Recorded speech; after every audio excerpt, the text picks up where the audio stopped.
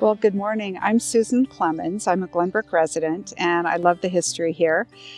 This morning we're in the Glenbrook Cemetery. I should probably take my sunglasses off. There. It's a treasure in our community, and as part of the Historical Society, we've worked really hard to preserve and maintain this cemetery. It has about 70 graves, and I'll be talking about 4 of the residents here in the cemetery today. But just to give you an overview, the cemetery looks up toward Shakespeare Rock, and then down this way is the lake. The oldest grave in the cemetery, and I won't be speaking about him today, but it's Allen S. Prey, who's the brother of Augustine Washington Prey, who's our founder.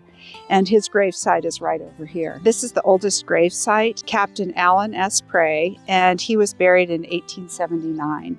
Because his brother came here in 1860 with a few other folks and settled this Glenbrook, is how it got its name, I'm absolutely convinced that other people have been buried here between 1860 and 1879. We've done some research on unmarked graves of Glenbrook pioneers, and we have found a few, thanks to help from the Desert Research Institute. They used ground-penetrating radar, and they also used LiDAR from a drone. Okay, now we're at the eastern side of the cemetery looking back toward the lake, and we're standing right near Joanne Robin Amundson's gravesite, which is one of the most, if you see it right here, it's one of the most humble little gravestones and markers. But one thing I've noticed in my research, and correct me if I'm wrong, in cemeteries where you see these little fenced plots, I've heard them called cribs.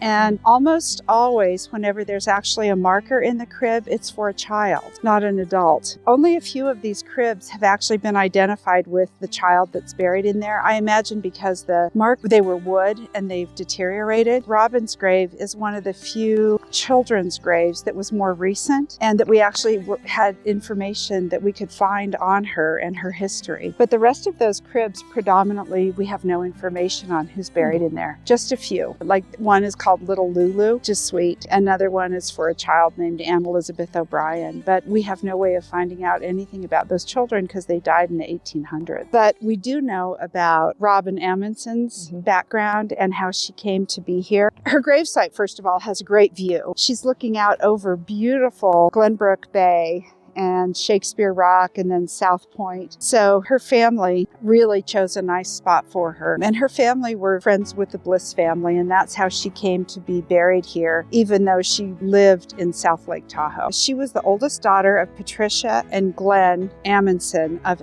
Tahoe. And her parents were active in the South Lake Tahoe community, and her dad ran a pier construction company. And so he built a lot of the piers and marinas along the east and south shores. What happened with Robin, she was only about 5 or 6 years old when she passed away. She had cancer. Her family tried everything to find a cure for her, but it turned out there was nothing they could do to help her. And I think one of the sweetest stories I found in this newspaper article that I'll share with you, the article came from the Auburn Journal, and it tells of her last wish being granted just days before she passed away from cancer. And what her wish was to see the moving picture of Cinderella that had just come out. And the Walt Disney Company pulled one out of a California theater. And about 2 days before she passed away, they brought the movie up and they played it at theater in State Line. And they had a private showing for her and her family. And so her final wish to see the Cinderella movie was granted. And I just think that's such a sweet story. So the whole article, I just have found this to be such a sweet gravesite. And learning the background of this little girl, I think, makes it even more special. What we've done as part of our work with the Historical Society is hand scrape and repaint these, because these will never be replaced with anything new. They're just meant to be preserved as best as possible. But all of these cribs we have lovingly sanded, scraped, and repainted over the years. So the next grave site we're going to talk about is Henry Emmons. He was also known as Hank to everybody that worked with him. And what I love about this marker is he was the fishing guide for Glenbrook, and he was obviously beloved by his fellow workers, because when he passed away, they actually paid for his headstone. And I love the way they put the crossed oars, symbolic of his being a fishing guide. So what I've learned about Hank is that in 1900 he came to Lake Tahoe, and he was a trap skipper, a great fisherman, and a beloved Old Tahoe resident. But initially he was, I think, in other parts of the lake, like Tahoe City. So because he was such a good fisherman, he came over to Glenbrook and he became the fishing guide for the summer guests here in Glenbrook. Every summer, Hank, an expert boatsman and fisherman, would provide a safe and enjoyable experience for the Bliss patrons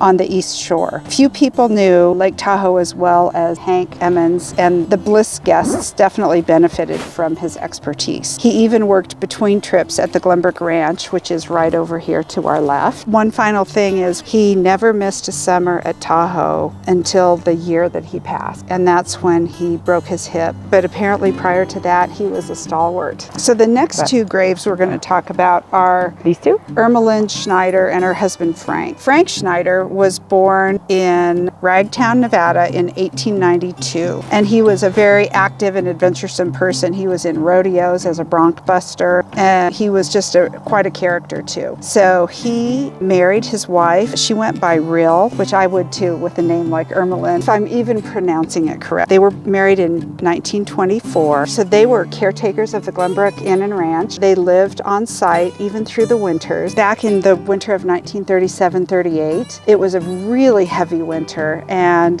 in February, he stirred up a major incident that resulted in an emergency airdrop parachuting food into Lake Tahoe. Frank stirred up a major incident in the winter of 1937-38, which was filled with more than a substantial snowfall. In those days, anyone who overwintered at Tahoe was quite isolated and only seeing the mailboat, which arrived once every 2 weeks. So Frank, he saw the captain and, was happy to see someone other than his wife. He told the captain of the boat that food was so short that they had to kill a horse for meat. And he was just joking, but the captain took it as gospel. He passed the story along and it made the newspapers, and it ended up getting to the mayor of San Francisco. And the mayor of San Francisco connected with TWA, and they packaged up a whole bunch of food with parachutes and flew it into Lake Tahoe and dropped it in the meadows because they were so worried that the residents of Tahoe Basin were going to starve to death. It's one of those humorous Tahoe stories. In the winter they were probably bored, and who knew his joke would result in a care flight. So Patrick Daly, and interestingly, you see he died on July 4th. So Glenbrook celebrates July 4th like no place I've ever seen. And even back in 1893, the celebration that day was fantastic. But what happened, which was so sad, that particular 4th of July, there were 4 men that went out into a rowboat. And you know how the lake can kick up without really much warning. The 4 men died that day in 1893, and they all drowned while out frolicking on Lake Tahoe in basically a makeshift sailboat. The vessel that they took out just proved to not be seaworthy when a sudden storm arose. And you know how the big breakers come in. And so they weren't very far out in the bay. The men tried to return the boat to shore, but the boat swamped with water and then turned over. And so the 4 men were thrown into the water. Patsy, which was his nickname, was the only one of 4 that was still clinging to the overturned boat. The others had gone down. And just as Frank was trying to reach out and grab him, he sunk below the surface of the water. And